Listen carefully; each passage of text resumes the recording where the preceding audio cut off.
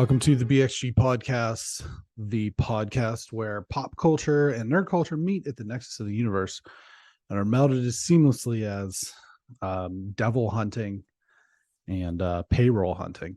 Although I guess we already hunted payroll.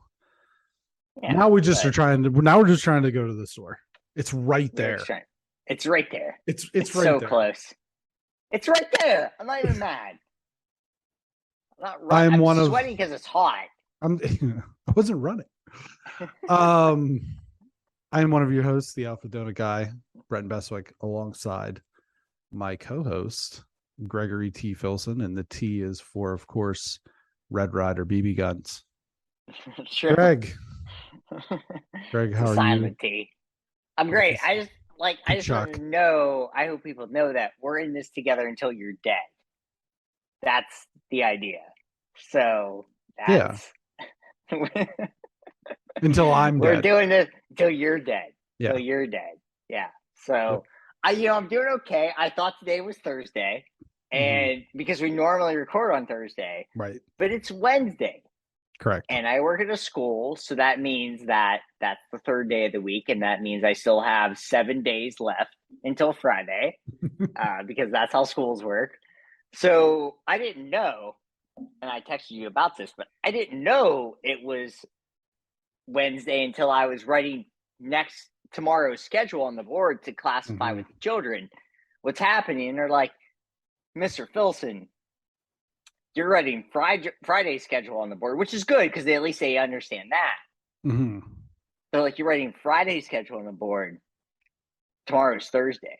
And I died inside because the weeks, years they are. And that was tough. That hurt me so much that it'll take me a while to recover. And I have a busy week and ahead. The reason why we're recording on Wednesday is because I'm seeing Carly Rae Jepsen on Thursday, which I'm stoked about. And then Friday, big Friday, Carly Rae Jepsen's new album comes out. I got a football game to cover, football game to broadcast. And then the biggest news, maybe of this year, is Midnights by the one and only, the goddess Taylor Swift, comes out. And that's my weekend. So I have that to just stream through. And I got my record. I got my actual album coming. They sent me a thing. Who knows? It'll probably take 7 weeks because those things always take forever. But I'm stoked. New Taylor Swift music, not a re-recording of album, which are still great. But I'm excited, Brendan. I'm excited for that. And then busy weekend going forward beyond that, but not as exciting as Taylor Swift. Nothing can be exciting as a new Taylor Swift album for me personally, because she is terrific. For you personally. Yeah, right. Because I can think of probably a lot of things that are more exciting. Well, I'll say a John Mayer album is probably more exciting to me personally than a Taylor Swift album, but sure. He's writing new music, so that's exciting too. So we might have a new John Mayer album next year, and that would be great because I love the John Mayer tour, and we have the last Dead Company tour next year. You're not a Grateful Dead person, are you, Brenton? You don't? No. Not any of it? Nope. Truckin'? No. It's good. I mean, Jerry's a great guitar player, and then you have John doing that deal. Let me tell you. How are you doing, Brenton? AstroTurf. Watching AstroTurf grow is more exciting to me than new Taylor Swift music. So, not fair. She's the artist of our time. The artist of our time. That's categorically not true, but she's the best singer-songwriter of the last 15 years. In your opinion. And that's fine. I don't partake. And as I said, I don't remember which episode. She has 300 songs. She's got 300 songs about breaking up with guys, and she's got 0 songs about blowjobs. Giving them. I mean, it's just, what? It's simple math, I feel. You don't write about that if you're Taylor Swift though. You don't write. You're not Cardi B. You're I'm not. just saying, Yeah. I feel as though that there is a correlation here. So Yeah, and Cardi B is also nowhere close to the money as Taylor Swift. no, I'm not even. You're bringing Cardi B into that. I'm just saying, like the people that bring up that grossness into our lives. We don't need that. We don't need that. We need breakups. We need relationships. We need parties at midnight. We need Welcome to New York. You know, we like style here. We are a house of style here. Harry Styles and Taylor Swift style. But Brenton, how are you? How are you, Brenton? Well, You're in a shirt and tie for this special 13 episode, apparently. Hey, listen. Yeah. 13 million copies worldwide. Blood Sugar Sex Magic. There's a song on that called Suck My Kiss. And that's just a little bit of self-censorship. It is. Just saying. 13 million. I'm just saying it's a correlation. It's just something I happen to notice. It's just something I happen to observe, and I'm just reporting the facts. All I'm doing, listen, I don't give a fuck about Taylor Swift. I'm just reporting the data because it's the data. Sure. Yeah. So yeah. How am I doing? It snowed here. And the date is October 19th, and it snowed in Western PA. And you're alive. I would have killed myself. Well, you know what? Like that gun for deer. I just be like, guns for me. I posted on my Instagram a picture with the song. You were so nice about it, Brendan. Well, it was irony, is what that was. Right.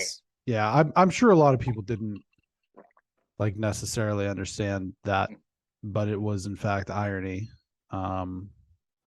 which is like a comedic device that is used from time to time. Look it up to make jokes. Look it up in your dictionary, kids.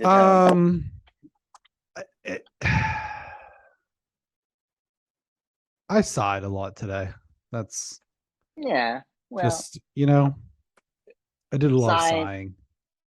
Yeah, I was told that I sigh a lot. So by someone at one point, and I was also told by one of my coworkers that I am a human sepia filter. So there's that. Snow. Good. Snow. Yeah, so snow and, So you're not a fan of snow? No. How many inches would you say you got? An inch? Well, I mean, it was gone by noon. So gone by noon. What's the temperature there in Western PA? Right now? I mean, it's a very classic Western Pennsylvania fall season as here on the 19th. It did snow overnight. It is currently 39 degrees. And Saturday brings us 72 and sunny. So a lot of colds happening everyone's way. So that's why you said 39 degrees, because I was about ready to complain to you about the weather, and then I saw your story. It was 93 degrees here in Santa Barbara, and it was miserable. It was supposed to be 82, and the weather forecasters are the worst in the country. I've lived in Western PA, I've lived in Texas, and now I've lived in California, and they're the worst here because they don't care. They're just like, let me go surfing, let my people surf. And 93 degrees was so bad in my classroom because I don't have air conditioning, of course, because it's a school. So I was just completely sweated through my shirt today. That was a good time. So I'm sorry. I hate snow more than anything. I feel bad. Did you have to drive in snow, Brenton, at all? No, it was all pretty much by the time I got going. It was all snow projected at all for the next 10 days. I saw that one high temperature, but you never know. No, Pennsylvania's it's all weird. Weekend. It's supposed to be like, I'll probably have to mow. Right. Yeah. So the snow will just make your grass grow. Yeah. That's a fun thing. The snow will make your grass grow. So we have some TV reviews. We do. And there is She-Hulk is concluded, so there's no more of that. And then this week will bring the exciting conclusion to Lord of the Rings of Power, the exciting conclusion. Yeah, that show. As well as Andor and Chainsaw Man. That's right. The anime that we're reviewing, which is we'll wait. We'll talk about it when we get to it. Yeah. But I suppose we should start with Andor. We should start with Andor, which debuted today, and we got to see a little bit of the response from the Empire as to how they're going to mitigate future attacks. We got a lot of Mon Mothma and Luthen kind of haggling over whether he knew or was behind this or what have you, and then some shady dealings at a dinner party revolving around her cohort from her home planet as a senator. We saw Cassian sneak home and interact with his mother, as well as Bix or Bixby, Binksy. I don't, Bixby? Whatever. Yeah, Bob Bilby. And he's getting ready to cash it in and take off to live the life of luxury. But unfortunately, he was looking around too much on his way to the store, and it's right there. It's right there. It's right there. I'm sweating because it's hot. I'm a tourist. I'm a tourist. Take it up with the Emperor. Booked them for 6 years. And this is where I kind of feel like, okay, the Imperial garrison and barracks was set up on his home world. That wasn't a thing prior. Some of the different things that we see behind the scenes, as far as the Empire as a government, we're gonna implement these things if people use like holidays and traditions as cover-ups for cover-ups for attacks, then those holidays will be suspended indefinitely. And I do think that we're kind of getting the sense of this is where the crackdown starts to happen.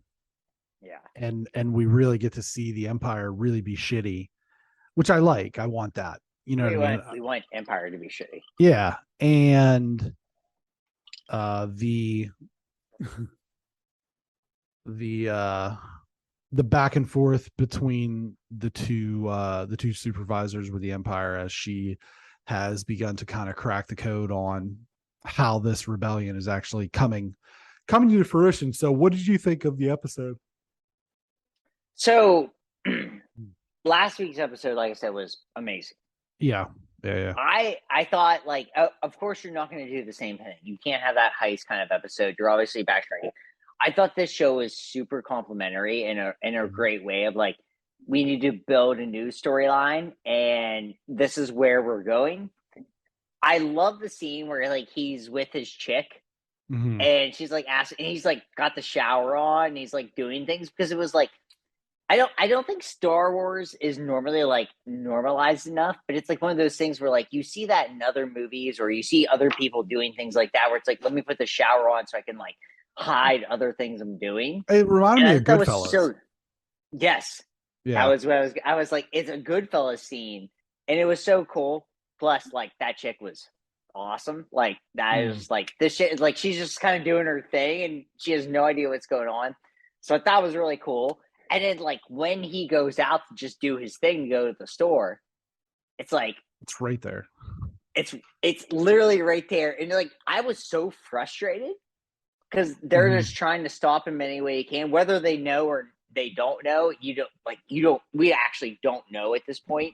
We assume that they probably think that he is somebody, but there's this thing where it's just let him in. He is, and you see other guys running, and he's literally just hot. So it's Niamo. Is that Niamo? I think that's the place that he's at. Yeah. And so I was is that Miami? Is that just That's what it Star reminded Wars? me of, yeah. And I was like, I want to go there. Like at first when they said, it's like, because I love Miami, one of my favorite cities in this country. I love Miami. I was like, I want to go there, but it's like if I just want to walk to the store and they're gonna like come at me, right? Can't have that. That didn't happen to me when I was in Miami. So that left a bad taste in my mouth on Niamo. I'm not traveling, not in the itinerary for next year. Clean it up. Yeah, but what do you think? I really like the goofy music in that scene. Yes, yeah, that was so good. And that was the credits. But I do think that what you said has, like, this was a complimentary episode. I think that this is showing that, oh man, I got the yawns. I'm sorry. I think that this is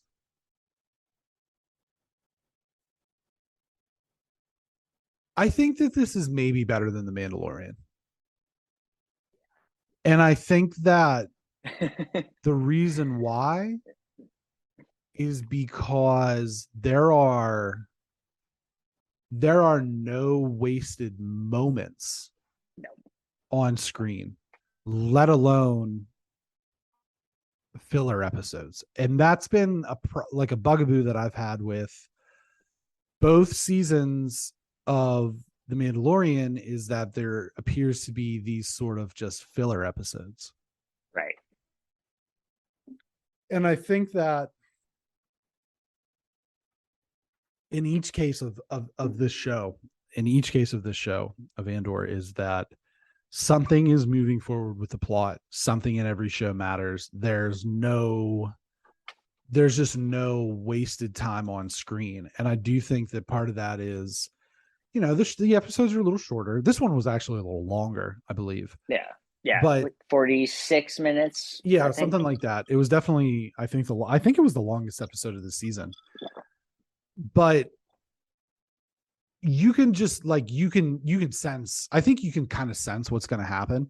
And they've really done a good job of all of the interstitial characters showing how the Empire has affected them.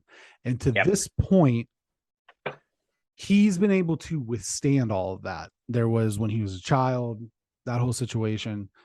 The situation in the flashbacks from this episode depicted where, somebody that he cared about was presumably shot and then hanged. And then he would have to walk by them or whatever. And to this point in his life, he's shown a great resilience towards allowing that to affect him.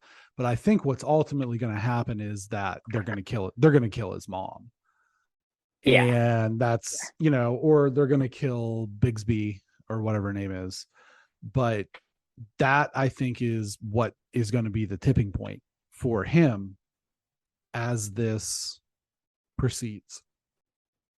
You can't yawn because then I yawn. I'm allergic to yawns, and I try to hold back. God, from how many thousands of miles away? Yawns are so allergic. No, this show is, you're right, Brendan. It's better than Mandalorian, because we have talked about the other shows that we watch, specifically in this season, where you can just flash forward 10 seconds. You can't do this here. If you flash forward 10 seconds, you are actually missing something. Is it super, super important? Maybe not, but it's relevant enough. And it's just, I will say this other thing, and I know, we're kind of dismissive about Emmys and things like that, but this show is the best show happening right now. I will just flat out say this is the best show happening right now of a drama. And I'll mention the other show that I think is maybe better, but also a good show of a different genre. Rings of Power, different genre, but and lasagna. Yeah, and lasagna. But this show is so good, and this episode, I think, and I saw an article. It was so weird after I watched this, because I was thinking this, and then I saw the thing, and I was like, okay, Daniel Luna is really good. He's a great actor. It's crazy the transition that he makes of being this hyper villain in the last one where like he literally like, I'm gonna shoot you. Sorry. And now he's like defending himself, like, hey, what do you mean? Like, there's stores right there. And it's like, I just want to go to the Whole Foods. And he's like begging for his life. And he plays this off so well. I don't know, like this show, you and I were both very hyped. Yeah, I was very. I had high. Would you say? Because I will say this has so far exceeded my expectations, even though I was very hyped. Because I love it. I love this show. I had high expectations, and I feel like to this point that thus far it has exceeded those expectations. But I'm going to be honest with you. Well, first of all, I don't understand where. I think we talked about this last week. I really don't understand where people, any level of dislike for this show is just bonkers. No. Lightsabers, I guess. You just need a lightsaber. And I guess that's the thing, because with the plot lines that they have explored in this, you could see this being a political thriller about a Middle Eastern country or a European country. Right. It's Star Wars because there are stormtroopers in the Empire and laser guns, right? That's what makes what makes it Star Wars in this particular show. But the reality of it is where a lot of the shows, and I would argue that the Book of Boba Fett, certainly, the Obi-Wan show, the Mandalorian to an extent, those are kind of trapped being Star Wars shows, right? Sure. But I feel like because this story could take place anywhere, that it's Star Wars, but it doesn't necessarily have to be, you know what I mean? And I think that that's kind of what makes it a little bit better. And I do think that there is, as we've kind of hammered this point home throughout all of our review discussions, is there's more of a moral grayness to this than there has been anything else. And I think that that's what makes it interesting. Versus, like, even the Book of Boba Fett, he's like, oh, it's this legendary badass bounty hunter, and then he's just not. Right. There's none of that with here. It's like he's like, I'm just doing what I have to do. I'm doing make it. It sounds weird, and like, not to bring like, the video game. It's like, I'm just getting to the next stage. You know what I mean? Like, you're just doing what you have to do to get to the next stage, and that's what he does. And I think that's very cool. And, like you said, Star Wars is implemented because of the certain things, but it's like, I like Star Wars not being shoved down my throat. Right. I like that. Because the show is awesome. Like, if you don't like this show and you say you like if you like 4, 5, and 6 and you don't like this, like, you actually don't, then you're just like, because I feel like I won't criticize Star Wars people because they like 1, 2, and 3, or 7, 8, and 9. But like, this show goes beyond those peripherals. Like, this show should attract anyone. This show is someone that should attract Star Wars fans. But you could literally watch this show and not be a Star Wars fan and be like, wow. Like, I think so. Really good show. It's a really good show. Yeah. And I think that's my prevailing theory. It's just going to be really interesting to see how they weave all these disparate storylines together, even with like the Cyril Karn character, who was the basically the detective that botched the whole thing in the original planet with that whole investigation, and now he's just like a rubber stamp doofus at whatever this so funny, whatever this job he's at, where he's just like turning knobs and just like, fuck me, I hate myself, I hate my life. And He's got this mom who's just a pain in the ass and got to move home. It's like that's like, I think that's like low key one of the better stories in the show, because that's really relatable, where it's like, I had my dream job and I just completely fucked it up. And now I messed up real now bad. I have to move home and live with my mom and work at this job that I hate. It's like, that's so relatable. So relatable. But yeah, I mean, I think, the way that they choose, I really too have enjoyed the way that Skarsgård's character is very, very tertiary, and that we get bits and pieces of him, and he's clearly important, but he's like really the only name guy. I mean, Diego Luna's been in some things, but like, he's the only like big name actor that's in this, and they're just kind of sprinkling him throughout. He's not like a big deal other than the third episode. Right. So I think that they're doing a wonderful job with this. I love the show. And I'm very interested to see how it all comes together. But just to go back to my point about why I am starting to suspect that this is better than The Mandalorian, is it's so wonderfully paced. Like, not just like episode by episode, but the season itself. It's like, there was all this build up to that episode, and then the heist episode goes off, and then the next episode is like the repercussions of the heist.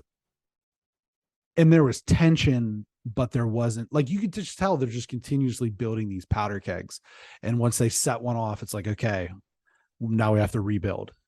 And I just think I think they're doing a wonderful job of storytelling, of environmental storytelling with all the different locations. Tell you what, we haven't seen much of, aside from beachside. Haven't seen a whole lot of sand. Big fan of that. Big fan of that. Yeah, big deal. It's nice. The show is just, to me, it's just great.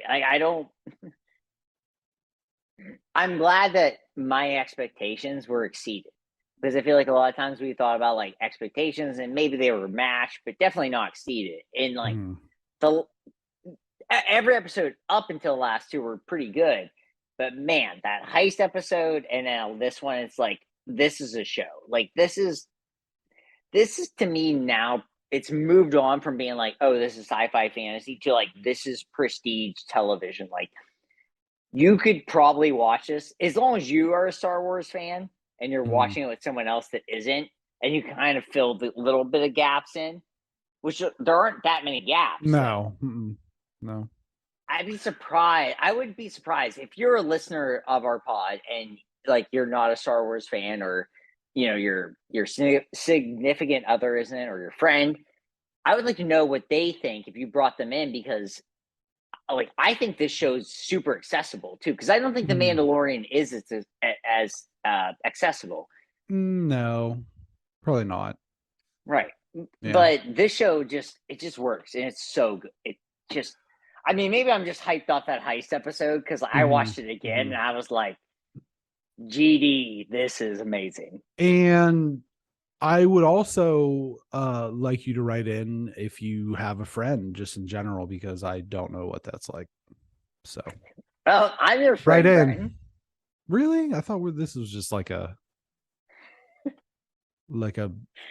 arrangement, like a beneficial, mutually beneficial arrangement. You and I are friends.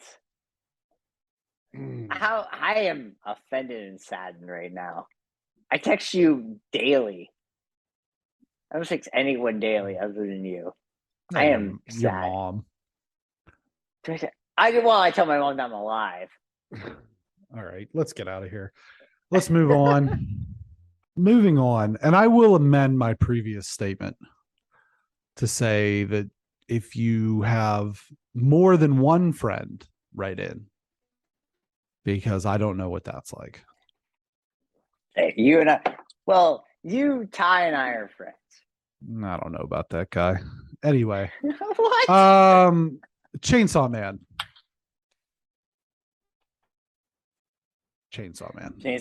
I am not at all influenced I'm not even slightly influenced by the content that we consume.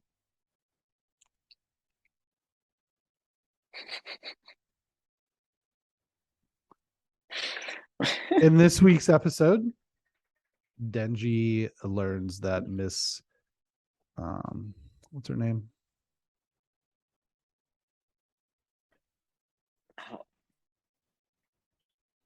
He learns that Miss Makima works for like a bureau of emergency security. I don't remember, and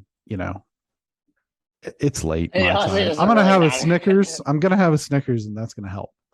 But he gets recruited as this devil hunter, and again, we got the correction from Anthony. Yeah, it's devil hunter, not demon hunter. So he gets drafted into this unit, basically, with the agreement that you're going to help us, and the second you stop helping us, we're just going to go ahead and kill you. Right. And so he agrees to this for reasons that we'll get into momentarily. But we learn the difference in this episode between fiends and devils, whereas a devil is like a full-blown monstrosity. The fiends are just the headpiece. Right. And so he gets into this situation where he's hunting these fiends, and he gets paired up with a fiend herself named Power. And she is the very like prototypical annoying over the top female anime character. But I think the funniest part to me about this particular episode is Makima is explaining to Denji, like, yeah, this is why I took this job. You get better vacation time. It's just like very dull, kind of like everyday work stuff that she's talking about. And he's just like, what do I got to do to touch her tits? Yep. And that's the end goal. He's like, this is the other character that he works with for a little bit. Hayakawa is like, you have to find your motivation. If you don't have motivation, you'll never make it in this field. And his motivation is literally, I need to touch some boobs. Yeah, so boobs. A lot of focus on those. And we've all been there in this episode. Yeah. So your thoughts? I can put up with crazy as long as she's hot enough. Mm-hmm. So I think that's kind of it for me. I was just like, we've all been there too. Yeah. Hell to yes. Yeah, you can put up with anything.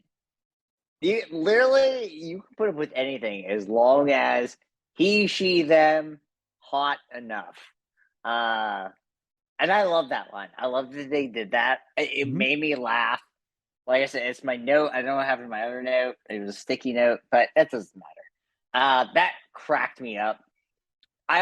This was the episode where there was like two violent screams by the guy with like the little bun. I can't think of his name.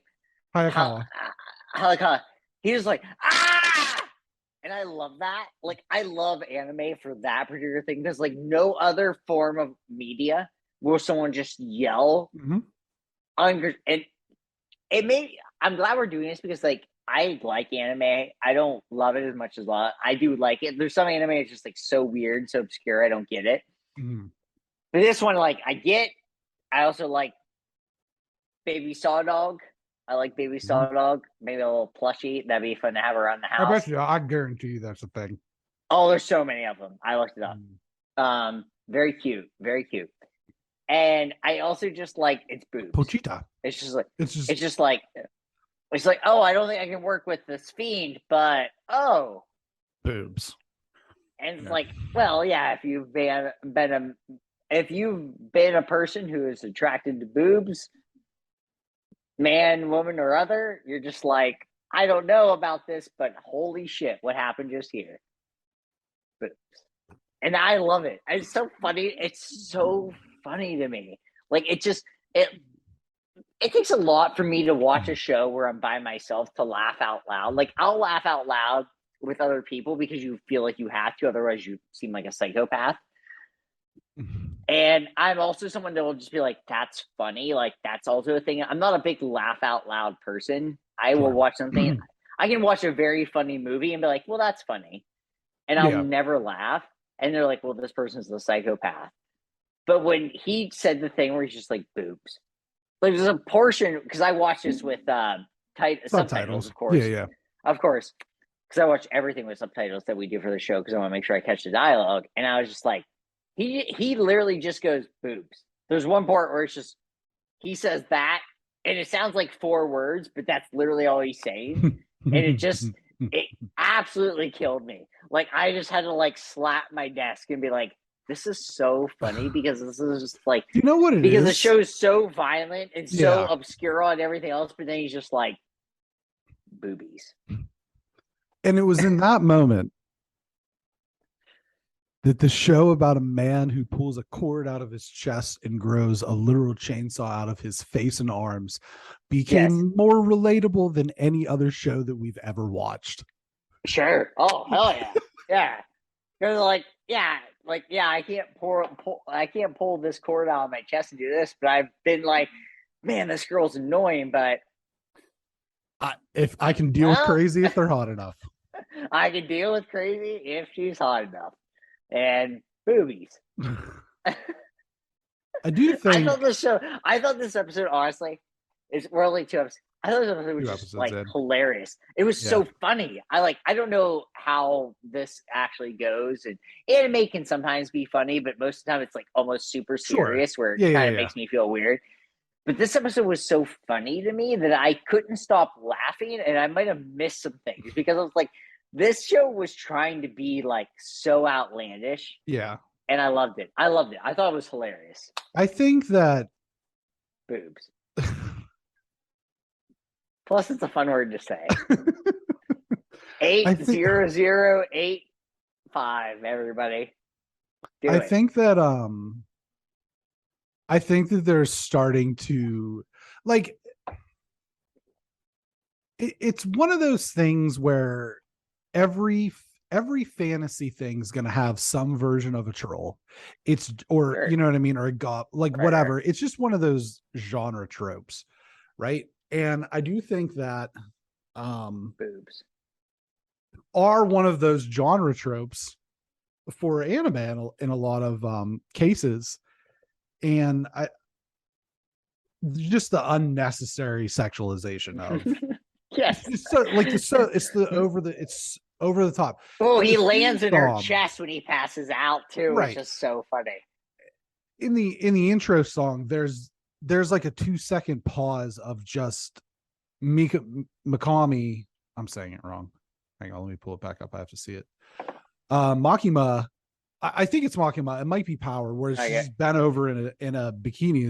It just focuses right there. right. And that's one of those tropey things about yeah, it's just one of those tropey things about anime is like the over sexualization of female characters. And I do think that that's probably part of the reason why it has maybe the typecast fan base that it does.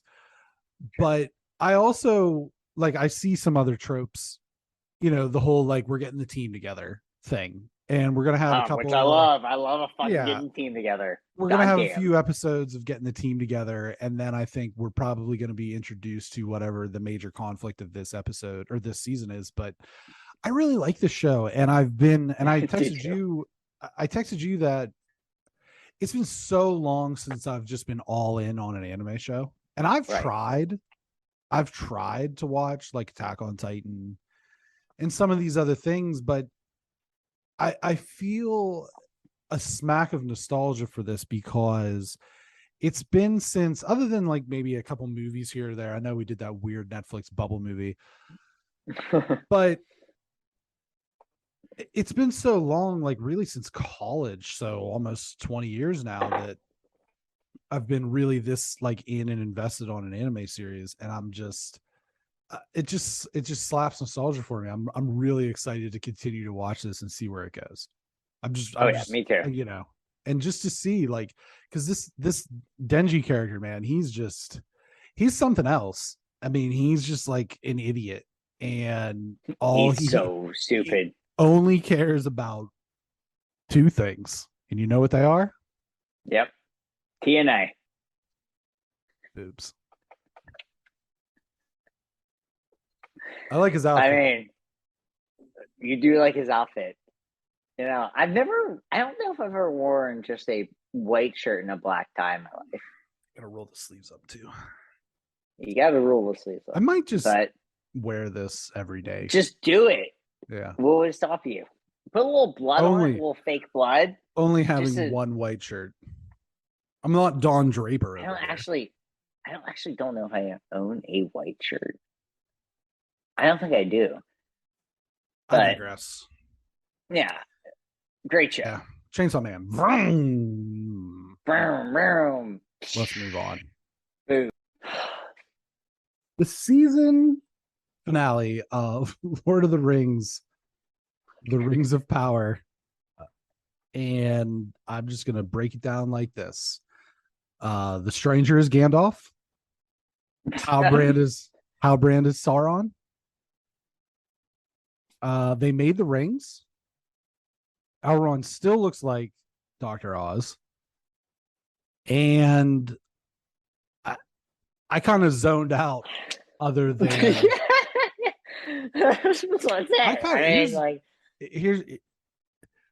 I zoned out on this episode, and it was the most compelling episode of the season. It was the most interesting episode of the season. Oh, sure. And I still probably missed a good 20 minutes of it, just like thinking my thoughts. Yep. I would agree. I did not do my thing with this show because I was like, it's the last episode. I should probably watch it in its entirety. I will not skip ahead. And I'm just staring. I remember staring at the screen, and like, obviously, because it's this show and because this is my catchphrase, nothing happens.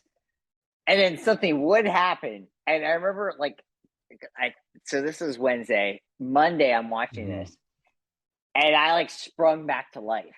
It was like something, like a fireball happened. Yeah. And then you'd watch it, and you're like, oh, actually, I didn't mean anything. Because this is the show. Because something happens, but it actually doesn't mean anything. And I will flat out say, I sent you this. I told you about this. I didn't send you articles. I wanted to put the misery that I went through. There is a 5-season plan for this show. 5-season plan. They couldn't get through a first season, and make me care about this. If they have 4 more episodes or 4 more seasons, if they had 4 more episodes, I'd be out. But if they have 4 more seasons, I don't know what you do, because like everyone is like, anyone that has 7 to 9 brain cells or more understands that this just doesn't work. Like, it's not entertaining. There's nothing about this. Like, I don't care. And I tried to care. This episode, I was like, I put this on the big screen. I did not watch baseball. I was like, I have to care about this because this is a pod. And I was like, wow, this is how you end your season. And everyone's so bad at acting too. I think that was the other thing. It's like, if you're good at acting, but like no one's good at doing this. Like, there's nothing about this show that, oh my God, the CGI was really bad too. It was really bad on this episode. And this episode probably cost like $150 million because it was the last episode. So it's bad. This show sucks. I will say, like, I don't like this show. I don't care about it. And it makes me like, I don't want to go back and watch Lord of the Rings because it's so long. But it's like, Are those actually good? Because now I don't know, because this show is so bad. It's such a bad show. It's so bad. The Lord of the Rings trilogy. The Lord of the Rings trilogy is good. That's undisputed. It is good. I'm just saying, right. You know what Return I mean, of the though? King It's just like one. it makes you think of things. It makes you think of things though, where you're like, oh my god, was I wrong?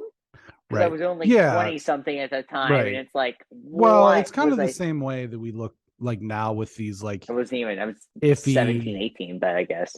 Yeah, it's the same thing as looking now at some of these sort of like iffy Marvel movies and being like, whoa, is Iron Man good? Yeah, and no, they are, and they are right. But here's where I'm at with this: is there's nowhere to go but up. And you mean up in good or up in like? There's nowhere to go but up in quality. Sure. Because my hope is that they learn some lessons from this season. And this episode, like I said, was actually probably the most interesting episode. The knockoff Final Fantasy characters fought with the person who we later learned likely is so true, Brandon. Based on his comment about following your nose. I'm good. I am good. Yeah. Ugh. I'm Groot, but I'm good. Yeah, I'm Groot. That's a so that whole thing was I'm going to be honest with you. When I was watching this, and there was the scene that was him and the little Harfoot, and they're like going out on an adventure or whatever. Sure. And there's this, the sunrise and the music swelling, and they're looking off into these beautiful mountains in the distance. And I was like, that's the end, right? And then I checked to see how much time was left, and I was like, oh no, that's only halfway.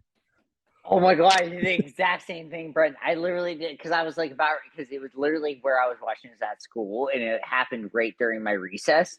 And I was like, oh, it's cool, perfectly timed. And I was like, and I literally was, the fuck.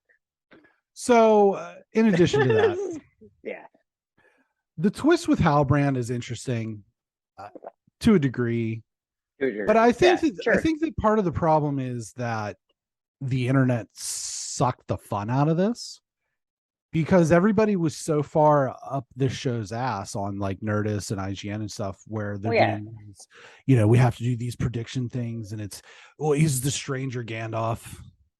Yes, spoilers. Who is Sauron? Is it, Peter Piper picked the pickle peppers, or is it Halbrand? Clearly it's Halbrand, and these are the reasons why. And then when that shit comes true, it's like, thanks for spoiling this for me, fucking Nerdist. Well, we know my thoughts on Nerdist. Yeah. Well, I was maybe trying to poke a little bit, but yeah. Seeing the first set of rings be forged by the elves at the end, and knowing a little bit of the backstory that these had to be made to save them, and now we have an actual manifestation of Sauron that we can kind of look at and understand the evil, because that is kind of the shortcoming of the original, of the trilogy. And I guess to a degree is Sauron is a bad guy, is more of an idea than anything else in those movies. And this actually gives us a tangible, he's the bad guy. Here he is. Yeah.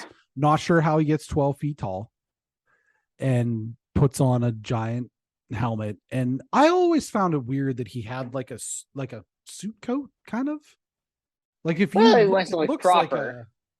It looks like in the Peter Jackson movies, when they're showing him, he looks like he's got like this, like almost like a cummerbund even.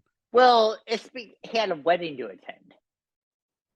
I mean, evidently, but worst ring bearer ever.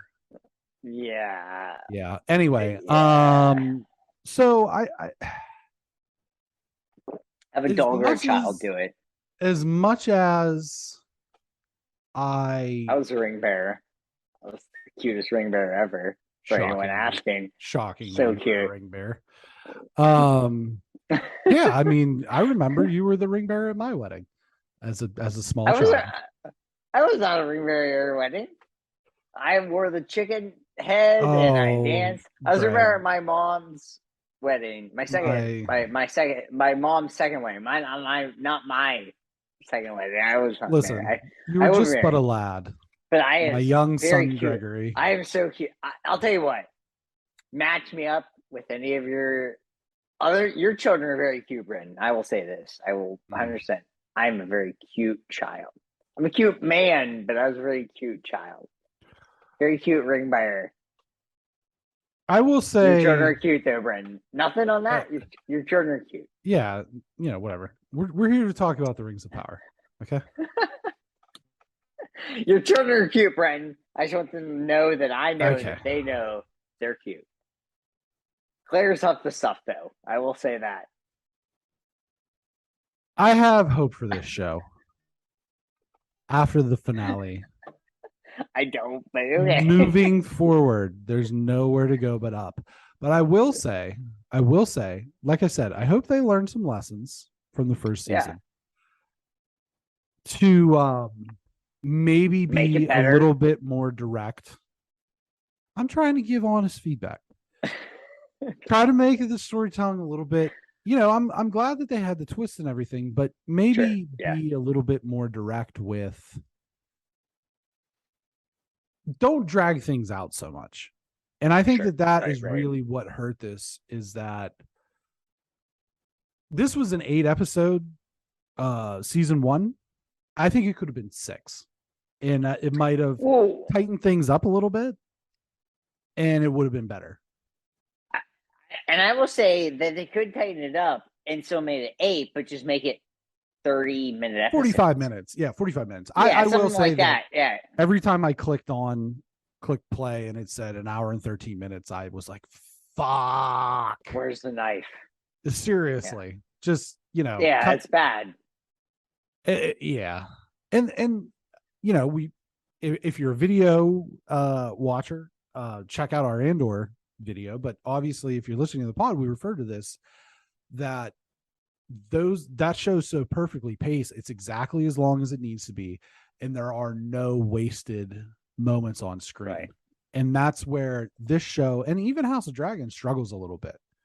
Right. With some just, and I think if you're one of these premium networks, I mean, Disney Plus, but if you're one of these premium networks like a HBO Max, like a Amazon, like a Netflix, there's nowhere, it's not written anywhere that says this show must be 1 hour plus long. Right. I mean, maybe it does. Maybe it's in the contracts. I don't know.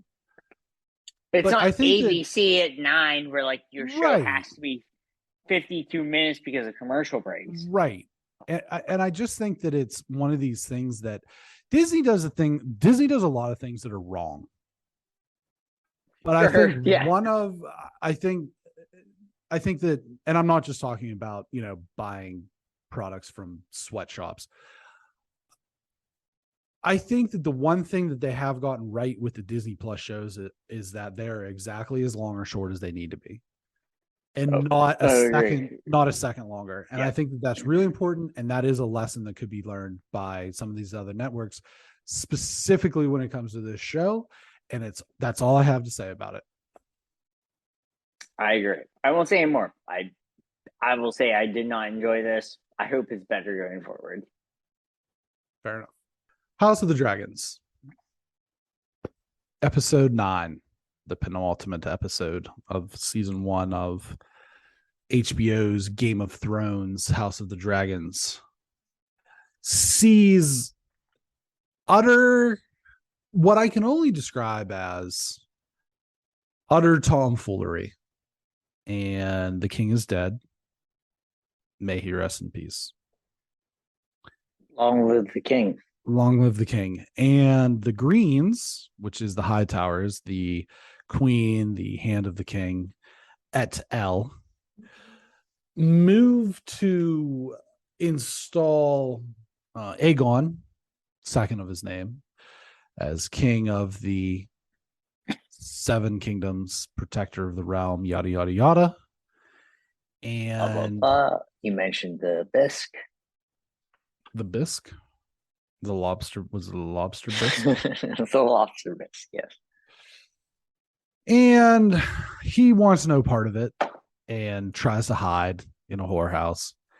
And his brother, the who doesn't, badass looking pirate, helps Sir Kristen track him down, while these two brothers that were not super familiar with prior to this moment also lead a chase. And then there is a scene in which he ascends. He is coronated. There was a coronation, and crashing through the floor on her dragon is Lady Valaria, as she makes her point that I have a dragon, and then flies off to inform Rhaenyra of this tomfoolery. This is the thing that I found bonkers about this episode. And I guess the thing?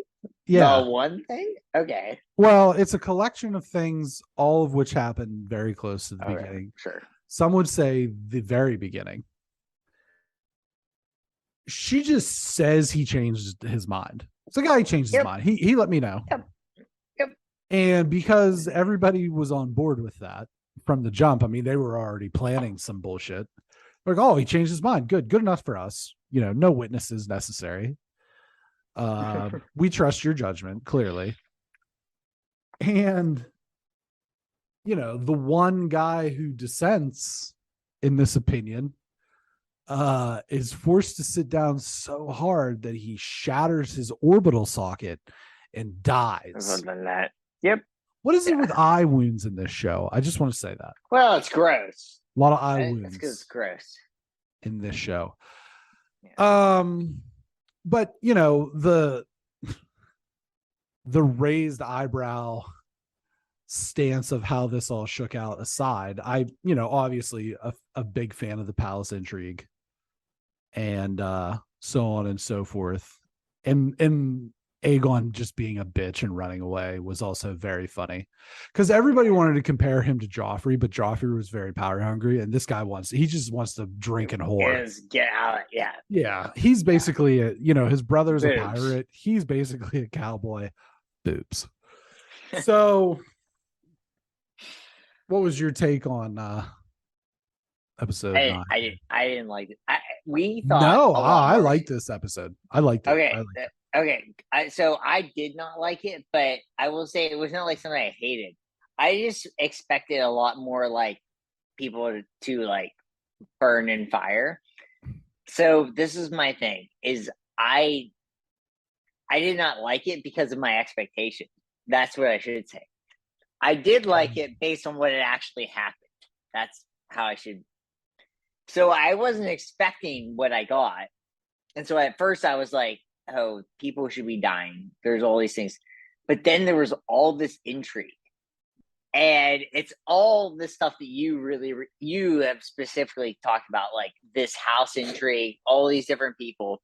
And I thought that was very captivating and weird for this kind of episode. The penultimate episode is usually like, let's light everybody on fire, and like whoever's not lit on fire is getting raped, and if whoever's not getting raped is getting pillaged. And that's that episode. So my expectations on this were that, right? Rape, pillage, sure. Plunder. And so plunder. And I love a good plundering. You know what? Like, it'd be cool. What's the difference between pillaging and plundering? I don't know. Off the top of my head, I don't know, but I would like to plunder. I feel like there's a span of my life where I plunder. It's probably between ages 65 and 80, post-retirement, and you're just like, I'm just going to plunder. It sounds fun. Here's a question for you. Are there lands to plunder? Totally. Lands to plunder? Just a total aside, okay? So I'm typing. Okay. Have you ever felt like Google's about to be disappointed with you? Oh, yeah. Because prior to that, like, what does this mean? I just typed in what's the difference between, and it's like race and ethnicity, mass and weight, theory and hypothesis, affect and effect, speed and velocity. And when I finish this sentence and it says pillage and plunder, I feel as though Google is going to be just like, seriously? Yeah, Google's not going to be happy with that. So what I'll say is, like, my initial thing was like, I didn't really like this because I thought of what I thought, which you and I discussed last week. But then the more I backtracked it, I was like, this is a pretty good episode. Like, it was not based on expectations a good episode, but a good episode based on like how the show actually runs. It's like, oh, there's politics, which you really like. I am not as much of a fan of politics in this particular show. This is not like Succession where I love politics, but I think this show was a good setup episode. Again, another good episode. And then when the dragon comes from, I just LOL for the kids.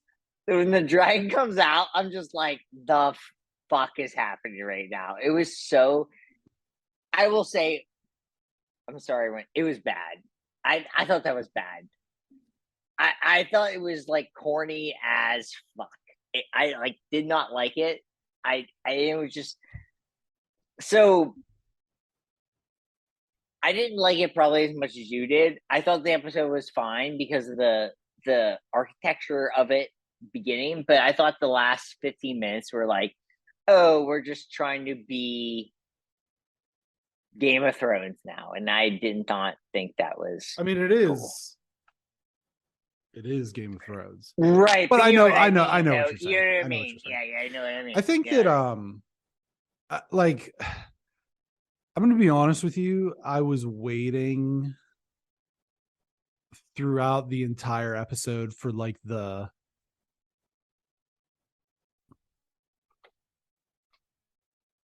I was waiting for like the Jim Ross moment of, good God, that's Daemon Targaryen's music. You know what I mean? Like, that's what I was waiting for the whole time. Shit, that's funny. I was waiting, and I could just see, and I'll tell you what, Rhys Ilfin as Otto Hightower, the Hand of the King. Yeah. Oh, hell yeah. I agree, Brendan. Because this guy, okay, here's his killer. I'm gonna give you this man's, like, these are the things that he's known for on IMDb. Okay. And it's, you wouldn't have ever expected it from this guy. Okay. Notting Hill, The Amazing Spider-Man, The Replacements. Good movie. He plays Dr. Kirk Connors. He's the Lizard in Thing, Spider-Man. Yeah. And he plays the Welsh soccer style kicker in The Replacements, who's like smokes and he says, "I'm not thin, I'm weary," and stuff like that. I just never would have thought that guy could pull off a role like this, and not only pull it off, but pull it off masterfully. Oh, great! And yeah, the dragon. Sometimes with the dragons in this show, it almost feels like the producer saying, "You know what we haven't shown in a while? Is their house?" Yeah, but that's what I mean. It's like, haven't shown any dragons in a while. Might as well get some of them. Might as well spend some of this money. Get some of that, some of that CGI budget. Just spend a little money. But wait, and I think that real? It's like, but the palace intrigue, and like you said, you don't necessarily like the politics of. I've seen. It's interesting, but it's also been pretty predictable throughout. And I like that Aegon pointed it out. He's like, he could have changed his mind for the last 20 years. He never did. And he just tells you, okay. Oh, okay. It's like when you're it's like in 1995 when you're on the playground at recess, and that kid's like, my dad already has PS2. Okay. You know what I mean? Right. We know you're full of shit. But I liked it. I thought that PS2 95. No, that's what I'm saying. PS2 didn't come out until way later than that. Right. There was always that one kid. Yeah, there's always that one kid who's like, I was pretty up on top of that back in the day. Yeah. Whatever. I think I thought the music was really well done. Are you okay? Oh, what was that face you were making? Face was making. You ever get that weird taste in your mouth and you have no idea? I had a weird taste in my mouth. No, it's very salty, and I was like, I don't know where that came from, but no, the music was awesome in this episode. I will 100% say that. I don't know what that saltiness was from. Sorry, I'm sorry everyone for the weird face I made. It was salty and it was weird and made me feel uncomfortable. Yeah, the music really set the atmosphere for this episode, and stuff happened, and I'm sorry. I guess I don't really have a whole lot left to say at this point. I'm sorry. How many episodes do we still have left, Brenton? 3? One. 3 episodes? One. Oh, we just have one? I'm getting Yeah. confused all the shows we watch. Yeah. I don't know if this was a great penultimate episode, because that was what I was thinking. Initially, I was like, how many? But it doesn't have to be a penultimate episode. It's a penultimate episode of the season, but it's not the penultimate episode of what's happening here. So, right. While I was not huge on everything, like, this show is still good. Like, it's not Andor good. I will say it's not. To me, it's not anywhere close to Andor at this point, but it's still a fine episode. It's better than the Rings of Crap by also a million, so that's good. At least you actually, and you only spent not as much of the money. Yeah, so that's good. Your show costs less and your show is better. And then imagine being Andor, like, we spent nothing on this compared to either of these two shows, and we're the best of this. So that's pretty cool. That's good. Good for Andor. How much have you had to drink tonight? Just curious. Not that much. Honestly, it's just because I am... The thing I will say, Brenton, is I had a rough day, and so I'm trying to over-acclimate that idea of, like, what you do in your life. Nah, man. I can't pretend like I'm in school. If I'm in school, it's like, just let it happen. So you're like a heroin addict trying to maintain in Central Park. Yeah, exactly, Brenton. I'm just like, let's make music. It's like I'm Kurt Cobain. It's like, I'm making a Nirvana album. So, media recommendations. Cool. Okay. Cool, he says. Cool. Cool. I wasn't so fastly ready, but Only Murders in the Building, second season. We started watching that. It's a couple months old, but that show's awesome. 100% recommend that. Taylor Swift Midnights comes out on Friday. I haven't even listened to it, but it's gonna be awesome. That's my recommendation. I don't recommend it. I recommend to avoid it at all costs. Carly Rae Jepsen, I'm seeing her in concert on Thursday. This show comes out on Friday. Her new album comes out too. It's like great pop albums. San Marcos football homecoming game on Friday. If you're a San Marcos person, come and listen to me talk about nothing, because I just say Jones for 3. I just do that. It's like Jones 3 up the middle, 3rd down and 4, and that's if the refs are good, which is hilarious because refs in high school are bad. do I have anything else? The challenge. The best show on TV. What's funny about we're not covering it this season. We're not covering it because we have so much. But Bananas and Jordan, who will come back. Jordan is probably my favorite person on this ever, and he's a 3-time winner. CT. Well, I'm saying my favorite. Pepper my sauce.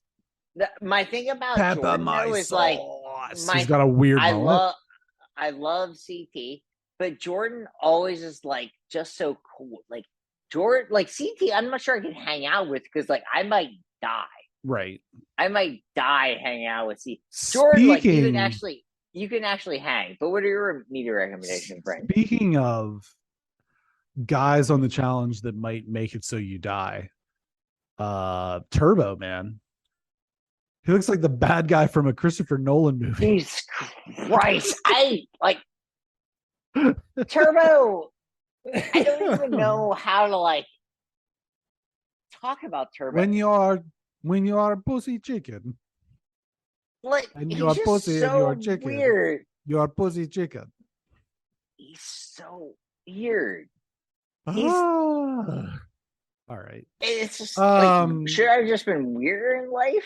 He's like Turkish or Armenian or something. He looks like he looks like a backup singer for System of a Down. Wow. Good pull, Bren. Component System with the Auto Reverse. Open Mike Eagle new album. I've been enjoying that album's good. That was good. I've been enjoying that, and other than that, the challenge, Red Hot Chili Survivor. Peppers? Did you listen to? Haven't gotten to it yet. I've not gotten to it yet. So I'm halfway through. Okay.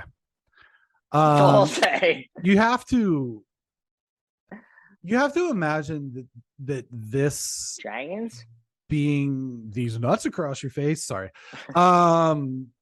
This album has to be like B-sides from. Well, that's what it is. What I'm looking right at it. It's sitting Unlimited Love. You have to kind of imagine that, right? That it's like because they're too close together. It's not like they recorded. They released Unlimited Love and then they went on tour. It's not like because it's another really big album from what I understand. It's a double. Yeah. And so, I mean, I don't know. I've heard the first like single or whatever, tip of my tongue. It's fine. I like it. I just haven't gotten around to the rest of it just yet. Yeah. So. Same. Yeah. BXG Podcast publishes Friday, 9 a.m. Eastern Standard Time, 6 a.m. Pacific, 4 a.m. Hawaiian. Aloha. On podcast services around the globe, wherever you get your podcast, Spotify, Amazon, Google, Apple, so on and so forth. And you can just catch us on our social media, BXG Productions, on Instagram, Twitter, Facebook.com/BXG Productions, BXG Prods, YouTube. And we're getting close. If you want to be entered we're for that, so close right now. Oh my gosh. If you want that $100 or $25, gift card, we're getting awfully close. So you want to tell your friends and your families and your mothers about the BXG Podcast, like, subscribe, share, and if we did our job well, you bring that bell. Bring it. Let's bring it back. Let's bring Long John Silver's back. I don't know. Crispies. Get your Crispies. Hush puppies. Yeah. All right. Hush puppy. Bye-bye. Bye-bye.